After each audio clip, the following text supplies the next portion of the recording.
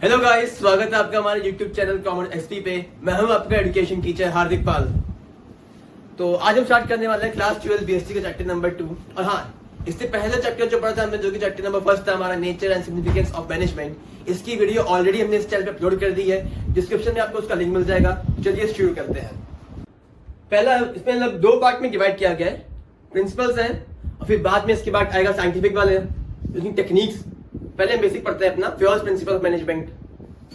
Henry Fayol is known as the father of general management. हाँ, एक marks का question में जरूर आता है, वो ये कि who is known as the father of general management. Simple सा इसका आंसर है हेनरी फ्योल। ठीक है, Henri Fayol is known as the father of general management. इन्होंने क्या किया था, उन्होंने बेसिक 14 प्रिंसिपल डिफाइन किए थे। कितने प्रिंसिपल्स थे? 14 प्रिंसिपल स्टेट किए थे। अब हम एक एक करके इन प्रिंसिपल को पढ़ने वाले हैं। ठीक है, पहला प्रिंसिपल है डिवीजन ऑफ वर्क। सपोज करते हैं एक सिचुएशन है, ठीक है, मैंने एक कंपनी स्टार्ट करी, मैंने यूट्यूब चैनल, जैसे फॉर एग्जांपल क्या, ये फैक्ट है कि यूट्यूब चैनल का प्लान मेरे पास ही था, आइडिया मेरे पास ही था। ठीक है, अब मैं बिजनेस पढ़ाऊं, अकाउंटेंसी पढ़ाऊं और मैं इकोनॉमिक्स पढ़ाऊं, प्लस मैं स्कूल का काम भी करूं। ठीक है, तो भाई मैं तो थक जाऊंगा पूरा, क्योंकि घंटे तो मेरे पास 24 ही है। तो मैंने क्या क्या इस काम को डिवाइड कर दिया। बिजनेस मैं पढ़ा रहा हूँ, अकाउंट्स वरुण पढ़ा रहा है और इकोनॉमिक्स स्पर्श। ठीक है, मैंने क्या कर दिया, मैंने काम को डिवाइड कर दिया। ठीक है, तो डिवीजन ऑफ वर्क हमारा क्या कहता है, work should be divided into small task. ठीक है, work should be divided into small task. मैंने अपने काम को डिवाइड कर दिया और किस बेसिस पे डिवाइड किया, स्पेशलाइजेशन। वरुण और स्पर्श के पास स्पेशलाइजेशन है अपने स्किल्स का, अपने नॉलेज का, अपने जो पर्टिकुलर टॉपिक पढ़ा रहे हैं, तभी मैंने उनके बेसिस पर ही इनको अपने टास्क को डिवाइड कर दिया। This improves efficiency and specialisation. Each person should perform the job according to their qualification and capability. भाई हम लोग तीनों के अंदर कैपेबिलिटी है कि हम लोग अपनी पीपीटी खुद प्रिपेयर कर सकते हैं, वीडियो शूट कर सकते हैं, उनको एडिट कर सकते हैं, उसको पोस्ट कर सकते हैं। तो इसी के बेसिस पे मैंने अपने काम को क्या किया, इन दोनों में डिवाइड कर दिया। ठीक है, कि बिजनेस मैं पढ़ा लूंगा, वरुण अकाउंट्स पढ़ा लेगा, स्पर्श इकोनॉमिक्स पढ़ा लेगा। ठीक है, तो डिवीजन वर्क समझ में आ गया क्या था, कि मैंने काम को स्मॉल टास्क में डिवाइड कर दिया। अब अगला पढ़ते हैं। अगला है authority and responsibility. Authority and responsibility, ठीक है, अथॉरिटी का मतलब होता है power to take decision in order to complete a particular task, और रिस्पॉन्सिबिलिटी मतलब हो जाता है हमारा जवाबदेही। ठीक है, अब जो हमारे हेनरी फ्योल हैं, इन्होंने क्या कहा कि there should be a balance between authority and responsibility. ठीक है, क्या कहा उन्होंने कि अथॉरिटी और रिस्पॉन्सिबिलिटी दोनों सेम लेवल पे होने चाहिए। इन केस अगर हम अथॉरिटी ज्यादा देते हैं किसी भी इंसान को और रिस्पॉन्सिबिलिटी कम देते हैं,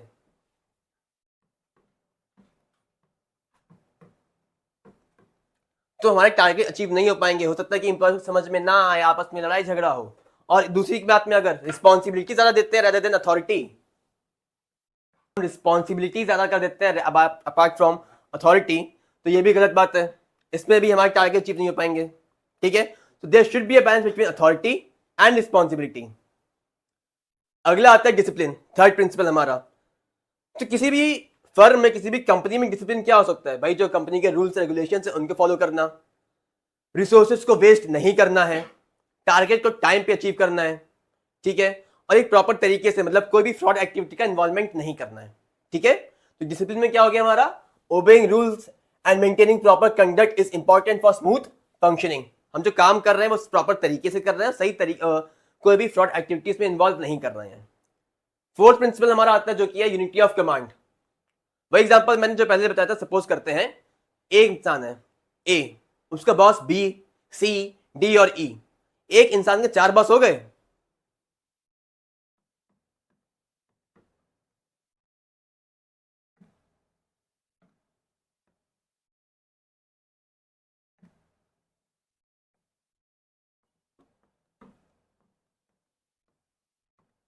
भाई बी भी उसे ऑर्डर दे रहा है, सी भी उसे ऑर्डर दे रहा है, डी भी उसे ऑर्डर दे रहे हैं और ई भी ऑर्डर दे रहा है। भाई एक इंसान को 4 लोग ऑर्डर दे रहे हैं। अब होता क्या, ऐसे में कंफ्यूजन ये हो जाता है कि वो किसके ऑर्डर पहले फॉलो करे, बी के करे, सी के करे, डी के करे या ई के करे। तो ये कंफ्यूजन ना हो, इसमें क्या करते हैं, सिंगल बॉस, एक ही बॉस होगा और सिर्फ उसी के ऑर्डर फॉलो करने हैं। ठीक है, तो यूनिटी ऑफ कमांड हमारा क्या कहता है? यूनिटी ऑफ कमांड हमारा ये कहता है कि एक सिंगल बॉस होगा, उसी की ऑर्डर हमें फॉलो करने हैं. Each employee should have only one boss to avoid confusion and conflict. और ये क्यों किया गया है? इसलिए ताकि कंफ्यूजन एंड कॉन्फ्लिक्ट ना क्रिएट हो. ठीक है, तो स्टार्टिंग के जो हमारे प्रिंसिपल थे, जो हमारे बेसिक 4 प्रिंसिपल थे, वो समझ में आ गए. Division of work, authority and responsibility, discipline, unity of command. 5th principle है हमारा unity of direction. Example suppose ये करते हैं कि कंपनी ने इस बार टारगेट रखा है कि हमें अपनी सेल्स को इंक्रीज करना है. ठीक है, हमें अपनी कंपनी क्या करना है? कंपनी में सेल्स को इंक्रीज करना है. तो सारी हम जो एक्टिविटीज कर रहे हैं, परचेज डिपार्टमेंट से लेकर सेल्स डिपार्टमेंट तक, वो परचेज डिपार्टमेंट भी डायरेक्टली और इनडायरेक्टली भी उसका टारगेट यही रहेगा कि सेल्स को इंक्रीज करना है. सारे डिपार्टमेंट, कंपनी में जितने भी डिपार्टमेंट हैं, उन सब का टारगेट क्या है कि कंपनी में इस साल हमारे सेल्स को इंक्रीज करना है. ठीक है, तो यूनिटी ऑफ डायरेक्शन क्या कहता है? All activities with the same goal should be directed by one plan and one manager. Plan क्या था हमारा? कि हमें सेल इंक्रीज करनी है इस साल. ठीक है, सारे सबके जितने भी इंप्लॉइज हैं, परचेज से लेकर सेल्स डिपार्टमेंट तक, सबका टारगेट क्या है? सबका मेन ऑब्जेक्टिव क्या है? वो ये कि हमें इस साल सेल्स इंक्रीज करनी है. ठीक है,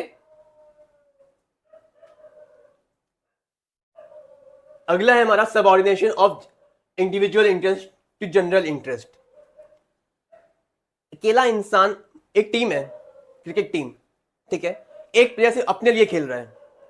एक प्लेयर सिर्फ अपने लिए खेल रहा है, तो क्या वो अपनी टीम को जिता पाएगा? भाई इंडिविजुअल गेम खेल रहा है, क्या वो अपनी टीम को जिता पाएगा? कभी भी नहीं. तो ऐसे में क्या करते हैं? हम सारे ग्रुप एफर्ट मिला देते हैं. ठीक है, हम सबके एज अ ग्रुप चलते हैं. Company's interest should be more important than personal interest.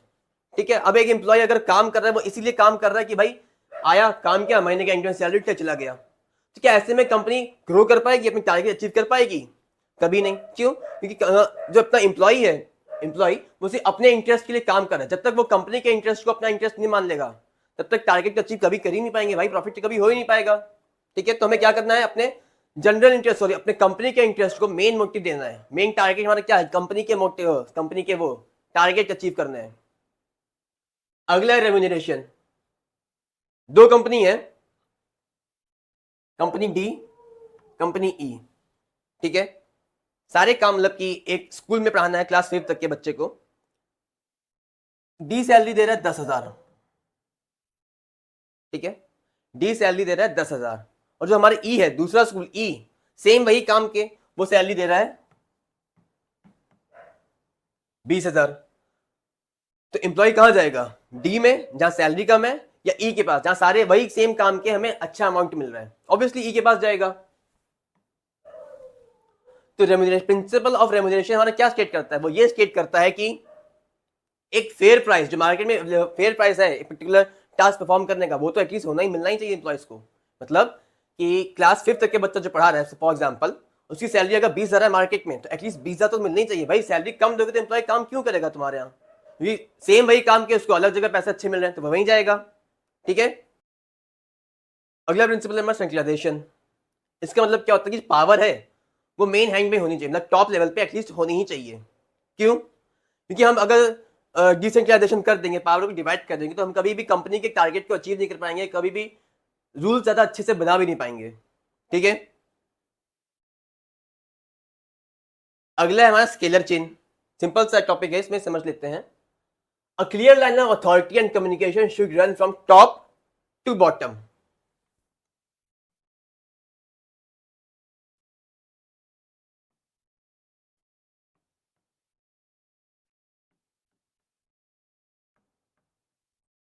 अब भाई देखो इसमें क्या होता करना है कि जो हमारी कम्युनिकेशन है वो फ्रॉम टॉप टू बॉटम जाएगी. अब अगर ए को बी से कम्युनिकेट करना है, अब अगर ए को बी से कम्युनिकेट करना है, तो पहले किससे कम्युनिकेट करेगा? वो डी से. फिर डी किससे कम्युनिकेट करेगा? सी से. और फिर सी किससे कम्युनिकेट करेगा? बी से. ठीक है, क्या होता है इसमें? इंफॉर्मेशन फ्लो होती है फ्रॉम टॉप टू बॉटम. अगर ए को कम्युनिकेट करना है बी से, तो क्या करेगा? पहले वो डी से कम्युनिकेट करेगा, फिर सी से, और फिर डी से. सेम वे में ही अब अगर ए को जी से कमेंट करना, मतलब कि सॉरी कम्युनिकेट करना है, तो क्या करेगा? सेम वही प्रोसेस अपनाएगा, पहले ई से, फिर एफ से, और फिर जी से. अब कम्युनिकेशन हो गया ए और बी के बीच में. अब ए अपना रिस्पॉन्स शेयर करेगा, वही सेम प्रोसेस. पहले वो सी के पास जाएगा, फिर इंफॉर्मेशन सी से डी के पास, और फिर लास्ट में ए के पास। सेम यहाँ पे भी ए से ई के पास, ई से एफ के पास, और एफ से जी के पास। सॉरी, इसमें उल्टा, जी से एफ के पास, फिर एफ से ई के पास, और ई से ए के पास। अब क्या हो जाता है कि कभी कभार इमरजेंसी में ही हो सकता है कि इंफॉर्मेशन जल्दी शेयर करनी हो, क्योंकि भाई ऐसा करके जाएंगे तो बहुत टाइम टेकिंग प्रोसेस हो गया। इंफॉर्मेशन जल्दी शेयर करनी है हमें बी और जी के बीच में, तो क्या हो करता है ये रैदर देन फॉलोइंग की पूरा प्रोसेस, बजाय इसके कि लोग कि पूरा प्रोसेस फॉलो करें, ये क्या करते हैं कि डायरेक्ट कम्युनिकेट कर देते हैं, कि डायरेक्ट कम्युनिकेट कर देते हैं। और इस प्रोसेस को हम कहते हैं गैंग प्लान। इस चीज को हम कहते हैं गैंग प्लान। क्या हुआ इसमें कि ड्यूरिंग टाइम ऑफ इमरजेंसी, बहुत ही इमरजेंसी सिचुएशन थी और इन्फॉर्मेशन शेयर करनी थी उसी टाइम पे, तो इन्होंने क्या किया, डायरेक्टली बी और जी के बीच में इंफॉर्मेशन शेयर कर दी। ठीक है, तो स्केल चेन में हो गया। स्केल चेन में क्या था हमारा कि इंफॉर्मेशन हम शेयर करते हैं, कम्युनिकेशन हम करते हैं कैसे, from top to bottom. But कभी कभार क्या होता है कि इमरजेंसी की सिचुएशन में हमें इंफॉर्मेशन जल्दी शेयर करनी है, तो हम क्या करते हैं, डायरेक्ट शेयर कर दिया बी और जी के बीच में। और इस चीज को हम क्या कहते हैं, इस चीज को हम कहते हैं गैंग प्लान। तो अगला प्रिंसिपल है हमारा ऑर्डर। ठीक है, एग्जांपल लेते हैं इकोनॉमिक्स टीचर जो तुम्हारे हैं स्पर्श सर। अब मैं उनसे कह दूं कि स्पर्श तुम इकोनॉमिक्स के बजाय बायोलॉजी पढ़ाओ, तुम इकोनॉमिक्स के बजाय बायोलॉजी पढ़ाओ, क्या वो पढ़ा पाएगा? नहीं ना। क्यों? ये भाई उसकी रिक्वायरमेंट है कहाँ पे, इकोनॉमिक्स में। उसके स्किल्स किस चीज के हैं, इकोनॉमिक्स के हैं। तो वो बायोलॉजी में तो कर ही नहीं पाएगा। ऑप्टिमम रिजल्ट को कहाँ से लेके आएगा अपने इकोनॉमिक्स डिपार्टमेंट से? ठीक है, तो right person in the right job. तो स्पर्श का तो इकोनॉमिक्स डिपार्टमेंट राइट पर्सन कौन है? स्पर्श। राइट जॉब क्या है उसकी? ऑप्टिमम रिजल्ट लेके आना वहां से, and proper management of resources. मान लो कि मैं गाड़ी रिपेयर कर रहा हूँ, ठीक है, तो कुछ स्क्रूज वगैरह, प्लास वगैरह मुझे यूज करने होंगे। अब वो प्रॉपरली अरेंज होंगे तो मेरा काम अच्छे से हो पाएगा, जल्दी हो पाएगा। ठीक है, अगला इक्विटी।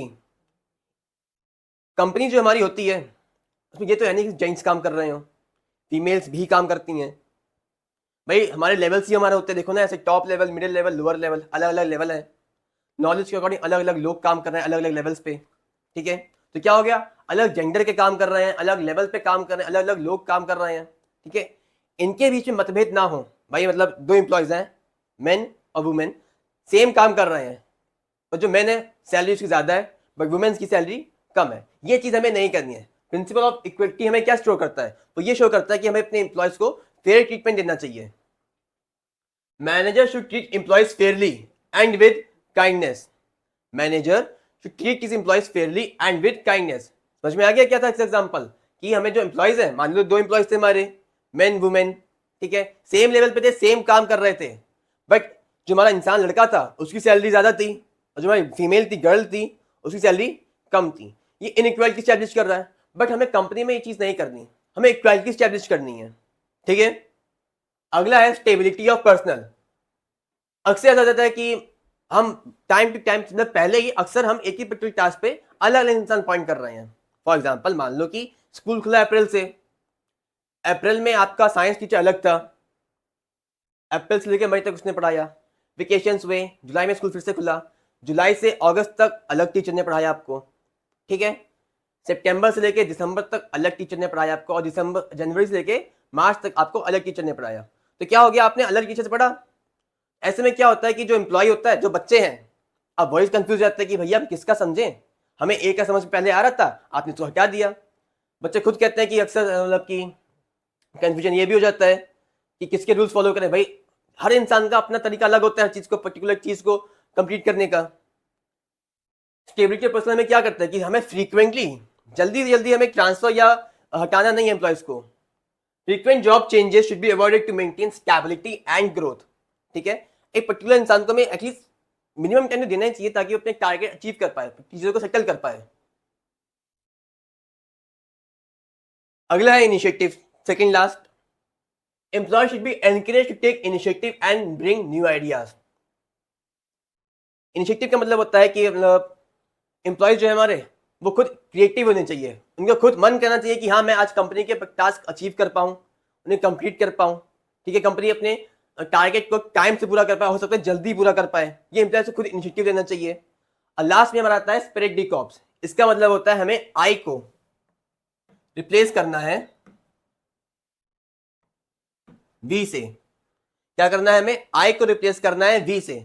हमें एज अ टीम वर्क करना है for the growth of management, for the growth of organisation. ठीक है, तो ये हमारे 14 प्रिंसिपल्स थे हेनरी फ्योल के। तो आज हमने क्या पढ़ा? 14 प्रिंसिपल्स क्या थे, वो क्या स्टेट करते हैं। ठीक है, आई होप कि आपको वीडियो पसंद आया हो। इस चैप्टर का पार्ट 2 आपको नेक्स्ट वीडियो में मिलेगा। ठीक है, till then stay tune, video को लाइक कर दीजिए, चैनल को सब्सक्राइब कर दीजिए। Thank you.